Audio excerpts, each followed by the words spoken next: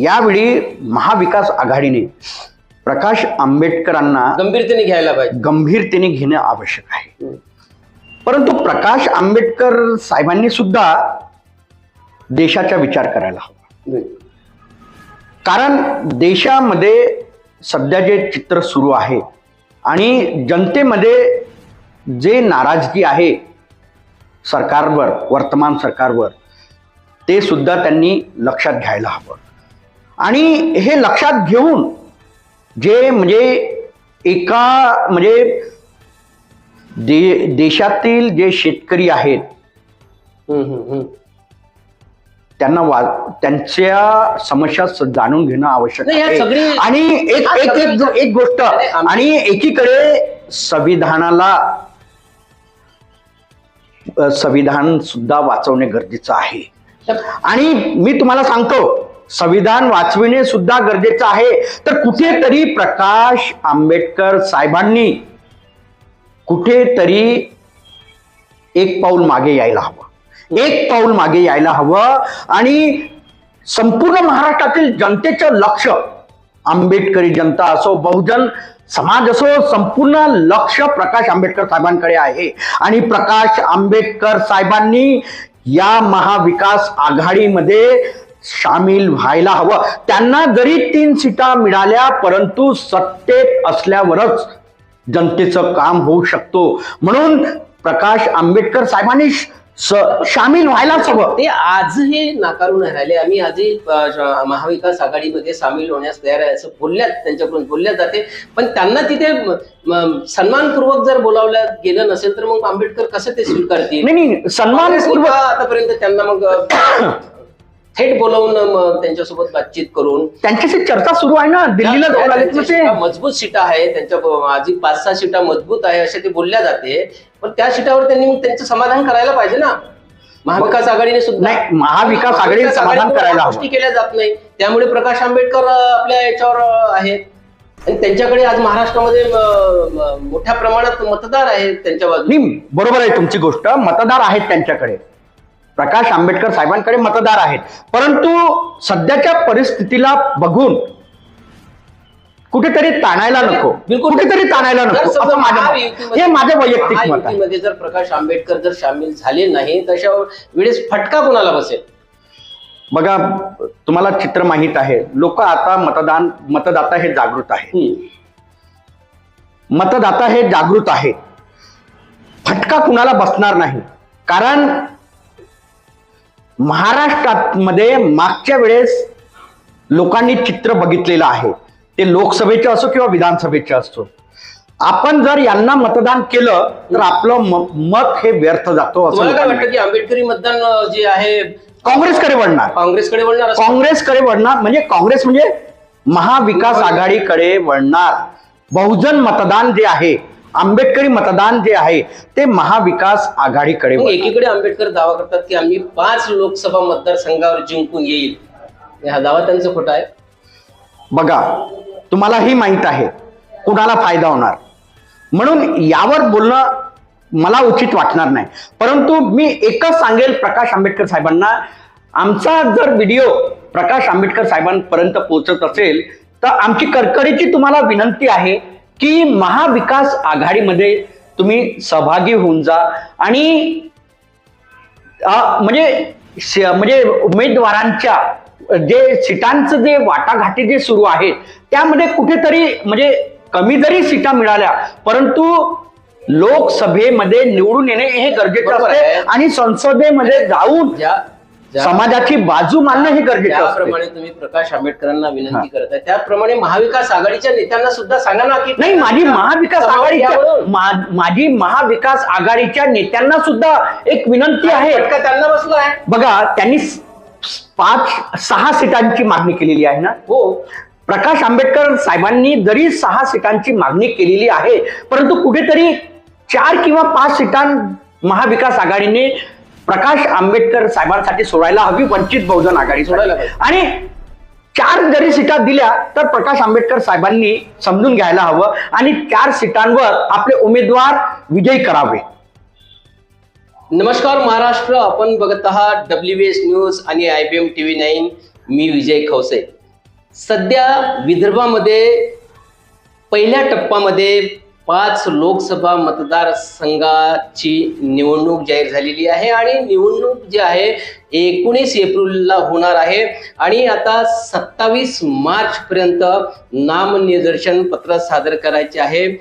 बस आता सुट्ट्या असल्यामुळे 2-3 दिवस हे जे आहे वाया गेले आहे, पण मात्र नामनिर्देशन पत्र भरण्याची शेवटची तारीख 27 आहे. अशा वेळी 27 तारखेपर्यंत कोण कोण दिग्गज उमेदवार अर्ज दाखल करणार आहे विदर्भातल्या पहिल्या टप्प्यामध्ये, याकडे सर्व जनतेचं लक्ष लागलेलं आहे. मी तुम्हाला सांगू इच्छितो की नागपूरमध्ये जे हेवी वेट उमेदवार आहे नितीन गडकरी यांनी 27 तारखेचं मुहूर्त काढलेलं आहे आणि ते 27 तारखेला आपलं नामनिर्देशन पत्र सादर करतील. पण मात्र याच विषयावर जे 5 लोकसभा मतदारसंघ आहे, चंद्रपूर आणि गडचिरोली मतदारसंघ जर सोडला तर इतर 3 मतदारसंघ म्हणजे रामटेक, भंडारा गोंदिया आणि गडचिरोलीवर अजूनपर्यंत उमेदवारी कायम झालेली नाही आहे. त्यामध्ये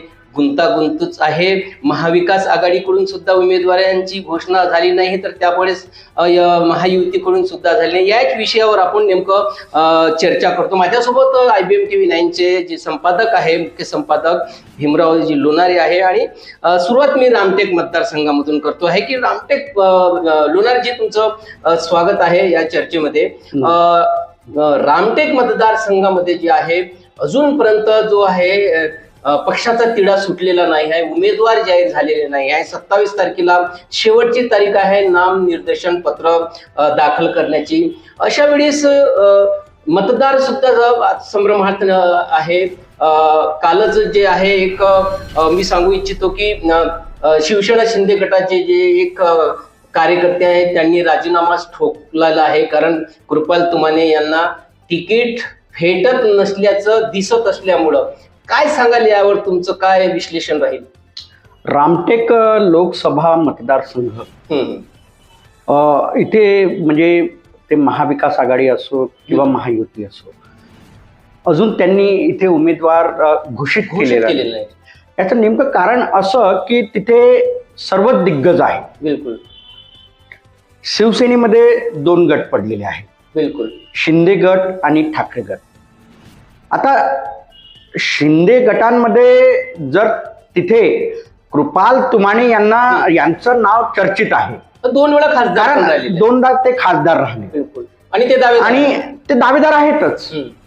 शिंदे गटाचे जे म्हणजे कृपाल तुमाने हे दावेदार आहेतच, त्यात काही वाद नाही. परंतु इथे एक अजून अशी चर्चा सुरू आहे की म्हणजे बाहेरून आलेले उमेदवार संभावित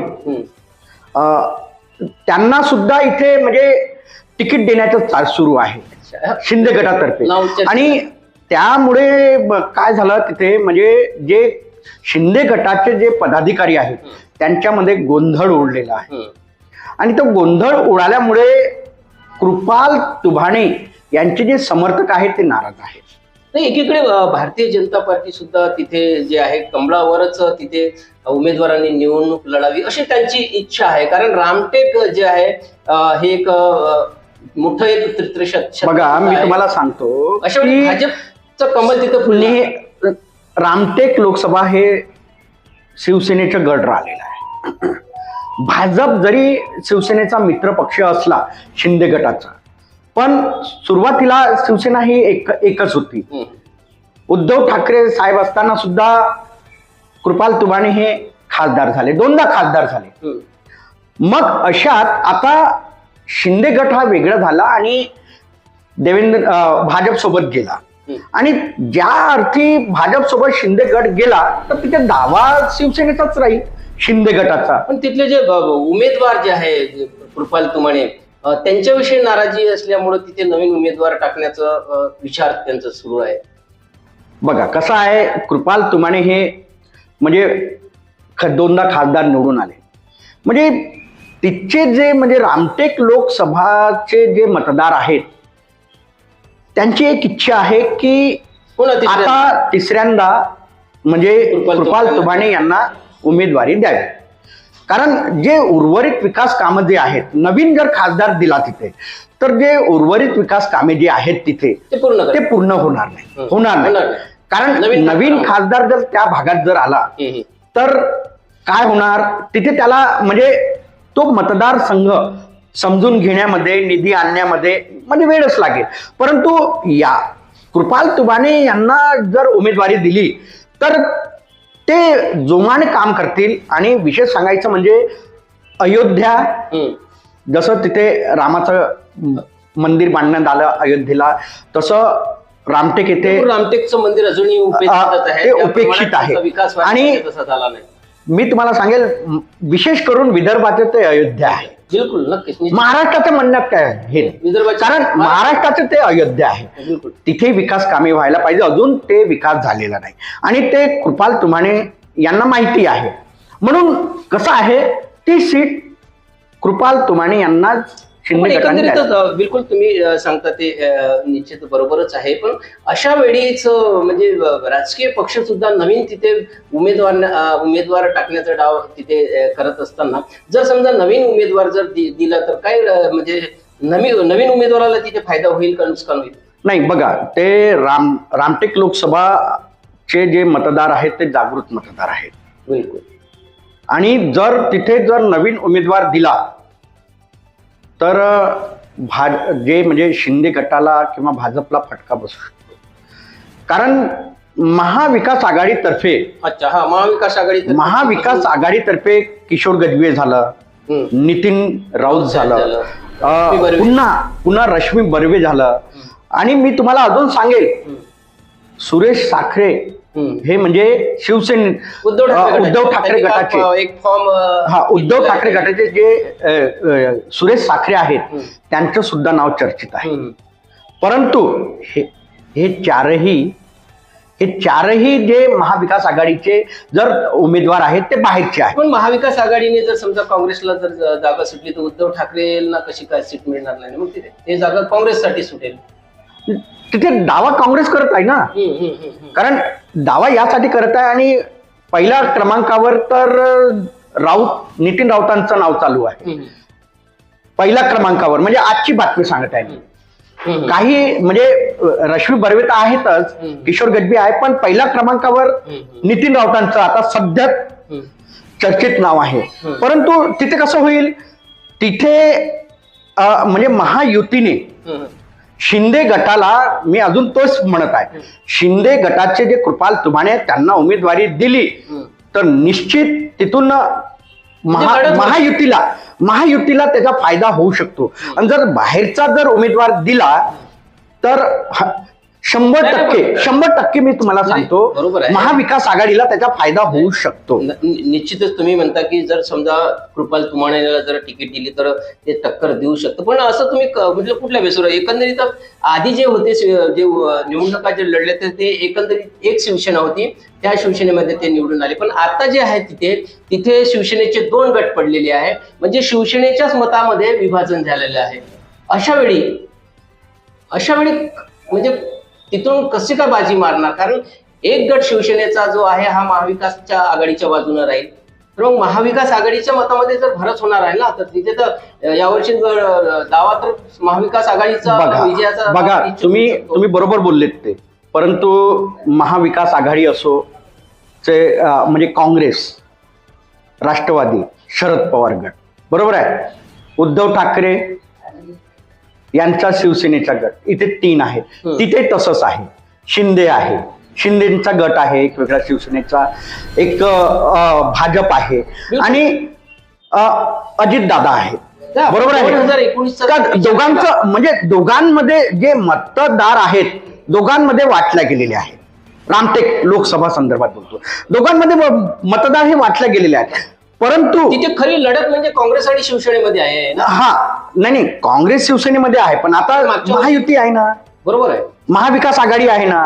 महाविकास आघाडी असल्यामुळे कोणाला ती काँग्रेसला सीट जाईल संभावित, बरोबर आहे की नाही? म्हणजे असं बोललं जात आहे काँग्रेसला सीट जाणार, पण तो उमेदवार कोण, काँग्रेसचा उमेदवार कोण, यावर म्हणजे दिग्गज उमेदवार तिथे हवा. नाही मी असं पण कालची चर्चा आहे की तिथे रश्मी बर्वेच्या नावावर शिक्कामोर्तब होण्याची अशी दाट शक्यता दिसून येते. अशा वेळेस जर समजा रश्मी बर्वे यांना जर काँग्रेसने तिकीट दिली की ते नॉन बुद्धिस्ट आहे, आणि एकीकडे दुसरं नाव एक तुम्हाला मी सांगू इच्छितो की भाजपतर्फे एक मोठं नाव जे येत आहे ते म्हणजे गजबेच आहे, अरविंद गजबे. ते माजी जिल्हाध्यक्ष सुद्धा राहिलेले आहे भारतीय जनता पार्टीचे. अशा वेळेस जर अरविंद गजबे जर यांना जर भारतीय जनता पार्टीकडून जर समजा उभं ठेवण्यात आलं तर त्यावेळेस आणखीच हे मजबूतीची सीट बनू शकते असं तुम्हाला वाटत नाही? पहा, मी तुम्हाला एकच गोष्ट सांगते, भाजपनं जर तिथे आपला उमेदवार दिला आणि मित्र आणि पक्ष तो जे बुद्धिस्ट आहे, आहे, विशेष करून तो सांगतो की बघा ते इथे कसं आहे, अरविंद जातीचं गजबे जे आहे हा. बुद्धिस्ट नाही नाही, उमेदवार आहे. अरविंद गजबे जरी बुद्धिस्ट असले पण तिथे कसं असते, तिथं शेवटी तिथे जातीचं राजकारण आहे, जातीचं फॅक्टर जातीचं राजकारण आहे. आणि ते काय होईल, अरविंद गजबे यांना जर उमेदवारी दिली ते जातीचं राजकारण होईल. जातीचं राजकारण म्हणजे कसं, म्हणजे जरी त्यांना म्हणजे अरविंद गजबेंना तिकीट मिळाली पण ते निवडून येणार नाही. पण मागच्या वेळेस कृपाल तुमाने आले ना साहेब. नाही, कृपाल तुमाने आले बरोबर आहे, ते निवडून येणार नाही, कारण तिथे जो शिंदे गट आहे तो नाराज होणार, म्हणजे नाराज होईल म्हणून नाराज होणार आणि ते मतांचं विभाजन होईल. आणि मतांचा विभाजनाचा जो फायदा आहे ते महाविकास आघाडीच्या नाही, उमेदवार. एकीकडे मग रश्मी बर्वेला जर काँग्रेसने तिकीट दिली आणि इकडे अरविंद गजबे बुद्धिस्ट उमेदवार राहिले तर मग बुद्धिस्ट मत बीजेपीकडे कन्वर्ट नाही होतील का? जे बुद्धिस्ट मतं जे आहेत ते रश्मी बर्वेकडे कन्वर्ट होतील. कारण सध्याची जी देशाची जी स्थिती आहे तुम्ही बघत आहात आणि जी महाराष्ट्राची जी स्थिती आहे त्यावरून कुठेतरी म्हणजे वर्तमान सरकारवर बिलकुल जे मतदाता आहेत ते नाराज आहेत. निश्चितच हे एकंदरीतच हे आम्ही रामटेक या लोकसभेच्या यावर बातचीत केलेली आहे. पण आता आपण येऊया नागपूर लोकसभा मतदारसंघाकडे सुद्धा. नागपूर लोकसभा मतदारसंघाचं चित्र काय राहणार तुमच्या मते? बघा, ग्राउंड रिपोर्ट आहे. नागपूर लोकसभा मतदारसंघामध्ये इथे पण अजून उमेदवारांची घोषणा नागपूर झाली. लोकसभा मतदारसंघामध्ये अजूनही महाविकास आघाडीने आपला उमेदवार दिला नाही. याचं कारण आहे, नितीन गडकरी हे तिसऱ्यांदा त्यांना उमेदवारी भाजपने जाहीर केलेली आहे. बरोबर आहे. दुसऱ्या यादीत जरी नाव झालं असेल पण त्यांना ती उमेदवारी जाहीर केलेली आहे. आणि हे फक्त महाराष्ट्रातील लोकप्रिय नाही नितीन गडकरी, तर देशातील लोकप्रिय असे नेते आहेत आणि प्रधानमंत्र्यांचे दावेदार आहेत. मी तुम्हाला सांगतो, प्रधानमंत्र्यांचे दावेदार आहेत नितीन गडकरी, कारण सर्व धर्म समभाव असं त्यांचं मत आहे आणि मूल मंत्र आहे. काल आम्ही एका मुलाखत मध्ये जेव्हा आंबेडकरांनी नाही, मला माझं वाक्य गडकरी साहेबांसंदर्भात होऊ द्या पूर्ण. कारण ते सर्व धर्म समभाव असं त्यांचं मूल मंत्र आहे आणि कुठल्याही समाजाचा व्यक्ती जर त्यांच्याकडे गेलं किंवा गेले तर ते कामं करतात. आणि तुम्ही बघू शकता संपूर्ण देशामध्ये ज्याप्रमाणे विकासांचं त्यांनी एक स्ट्रक्चर उभं केलेलं आहे. तुम्ही हे चित्रच आहे ना, सर्वच पक्षासोबत आणि सगळ्या पक्षांसोबत चांगले संबंध आहे. म्हणून काय होतं इथे, जे महाविकास आघाडी इथे एक नाव सुरू आहे, विकास ठाकरे जे काँग्रेसचे शहर अध्यक्ष आहेत नागपूर शहराचे, बरोबर आहे की नाही.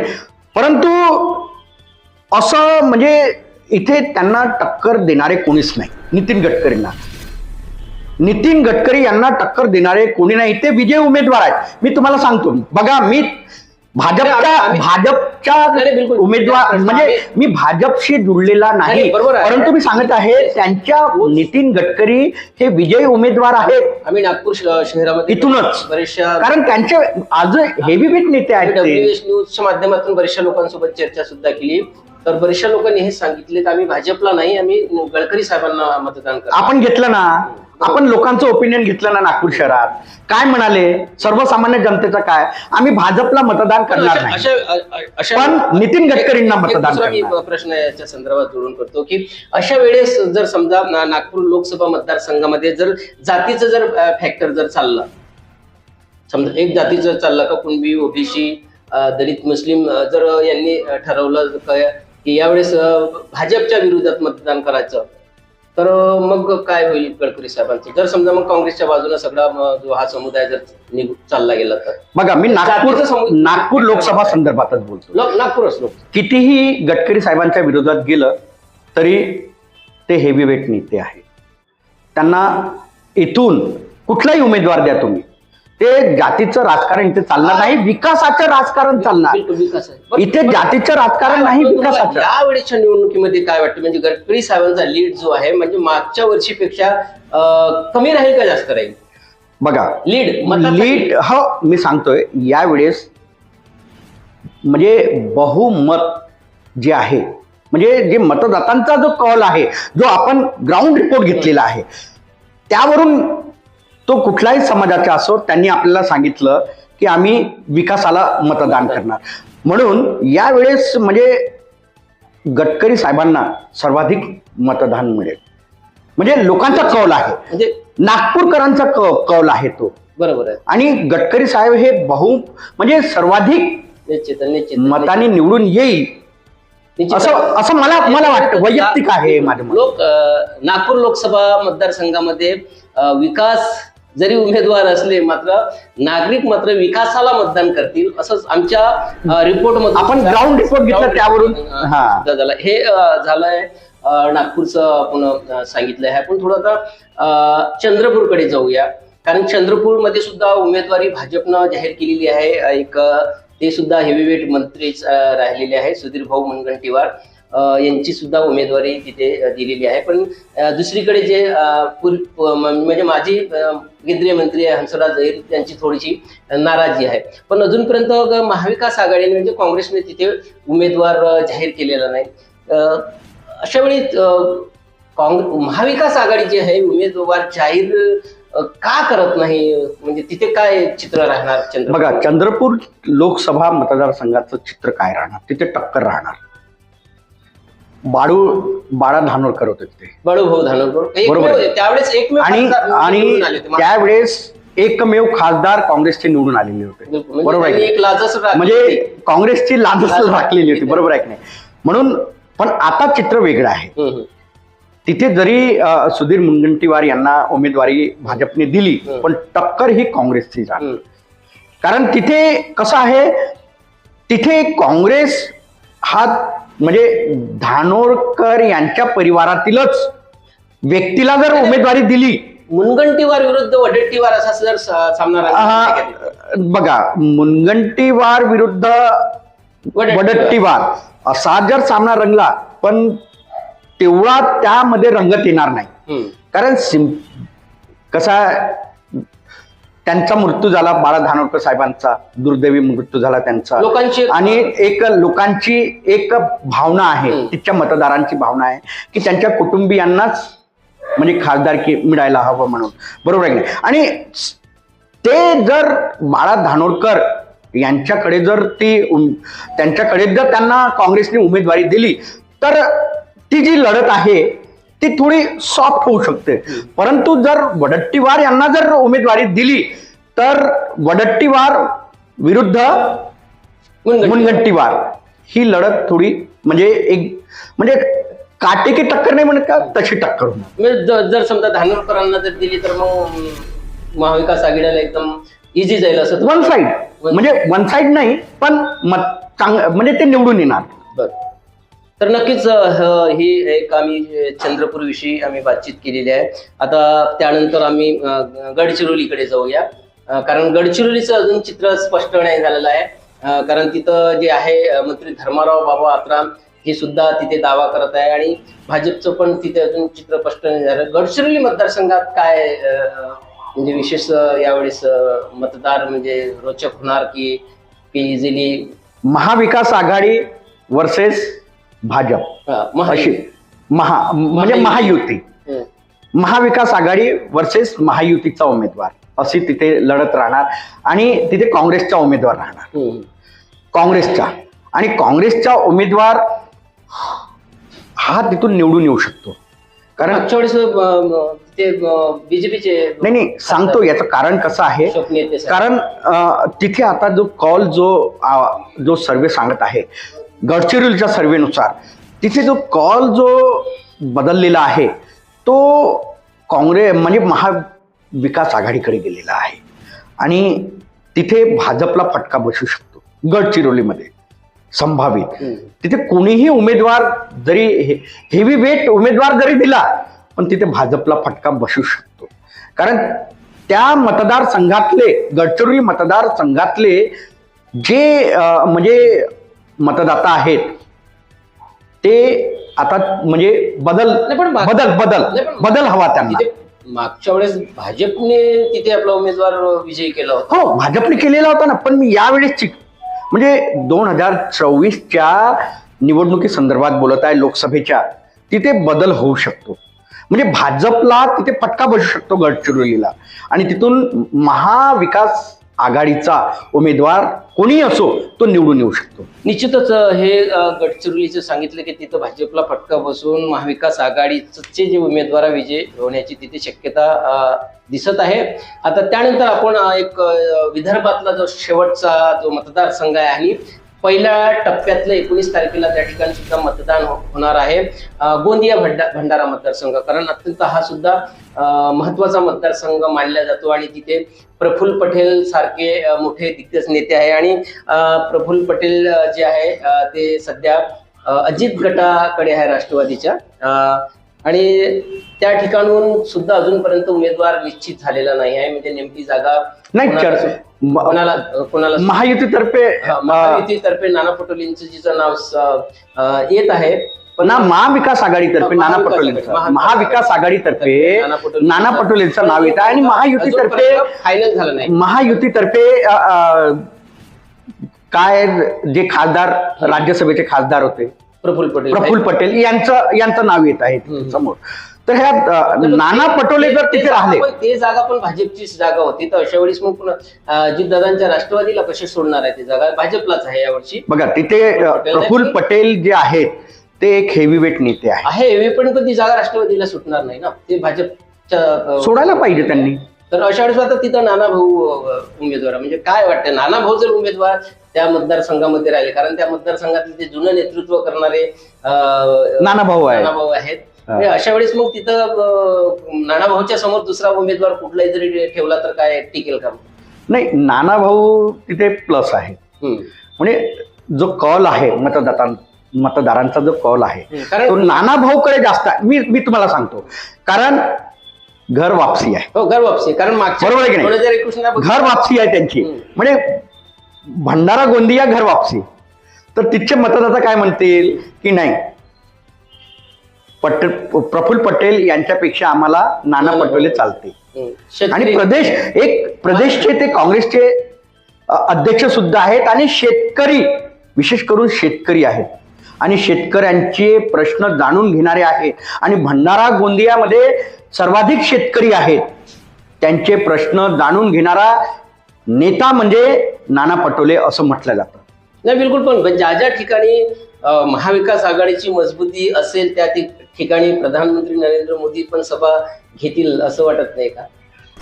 बघा प्रधानमंत्री नरेंद्र मोदी यांनी सभा जरी घेतल्या म्हणजे जिथे त्यांना वाटतंय की या मतदार क्षेत्रातून आपल्या भाजपला म्हणजे महायुतीला फटका बसू शकतो तर तिथे ते सभा घेतील.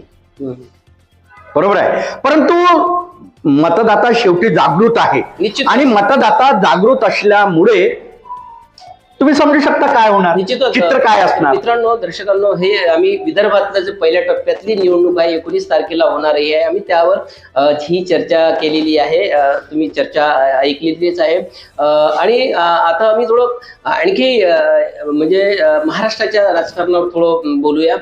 एकंदरीतच महाविकास आघाडीमध्ये म्हणजे प्रकाश आंबेडकर यांची वंचित बहुजन आघाडी जी आहे हा घटक अजूनपर्यंत महाविकास आघाडीमध्ये सामील झालेला नाही आहे कारण अजूनपर्यंत तशी घोषणा झालेली नाही आहे. प्रकाश आंबेडकरांनी मुंबईच्या राहुल गांधी यांच्या सभेला हजेरी लावली त्यावेळेस असं वाटत होतं की प्रकाश आंबेडकर 100% महाविकास बघा, पण त्यांचं अजून सीटावर अजून हे नाही. 3 सीटा त्यांनी त्या नाकारलेल्या आहेत. 3 सीटावर बोलणे झाले. काय वाटते तुम्हाला का जर प्रकाश आंबेडकर जर महाविकास आघाडीमध्ये जर सामील झाले नाही आणि स्वतंत्र लढले, आणि प्रकाश आंबेडकरांनी एका चॅनलला, मराठी चॅनलला एक मुलाखतीत सुद्धा म्हटलंय की आमचं 5 सीटावर आम्ही म्हणजे विजयी होऊ शकतो, म्हणजे स्वबळावर जरी लढलो तर 5 सीटावर आम्ही विजयी होऊ शकतो. काय वाटते काय तुम्हाला एकंदरीत महाराष्ट्रामध्ये आघाडीमध्ये प्रकाश आंबेडकर जर बसले, महाविकास आघाडीमध्ये जर प्रकाश आंबेडकर साहेब बसले नाही, कारण ते महाराष्ट्रातील एक बलाढ्य नेते आहे. आणि कसं आहे, प्रकाश आंबेडकर साहेबांनी मागच्या वेळेस 2019ला जे निवडणूक झालं ते चित्र बघितलं आहे. 40 आणि किती उमेदवार त्यांच्या वंचित बहुजन आघाडीच्या उमेदवारांनी किती उमेदवारां पडले काँग्रेसचे की हे तुम्हाला माहिती आहे. म्हणून यावेळी महाविकास आघाडीने प्रकाश आंबेडकरांना गंभीरतेने घेणं आवश्यक आहे.